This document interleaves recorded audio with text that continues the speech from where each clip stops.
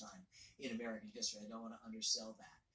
And certainly the combination of the three viruses, COVID, that's a year plus old, and the 402-year-old virus of racial injustice and white supremacy, which is having, like we hope, a sustained reckoning right now. And then the age-old human virus of lying, of misinformation, of conspiracy, of paranoia. These are always there, and they bubble up to the surface. You know, the great writer Isabel Wilkerson in her book Caste talks about this, anthrax that was frozen in the Siberian tundra.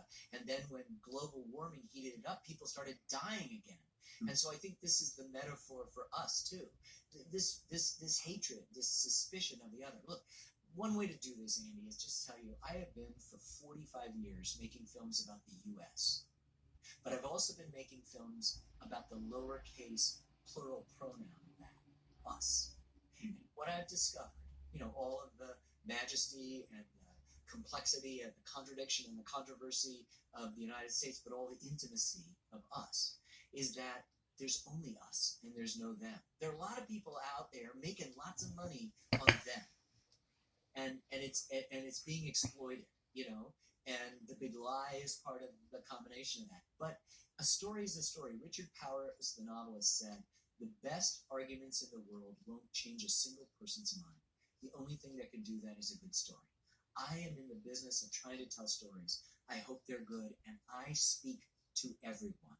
I do not put my politics on display in my films. If you want to ask me about what I think about something, I'll tell you. But, I've got yard signs when the elections are coming. People in my little town know how I feel.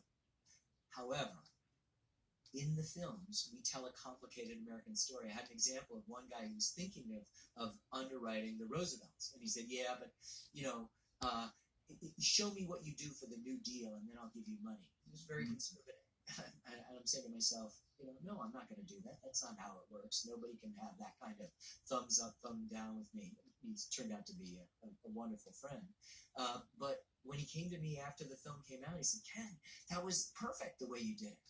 Right? So here was a guy who wanted at least the anti-New Deal views to have some daylight. And we put them all in, just as we were talking about with Hemingway, about the writing that is of the period, and reflecting the racism and the sexism of the time.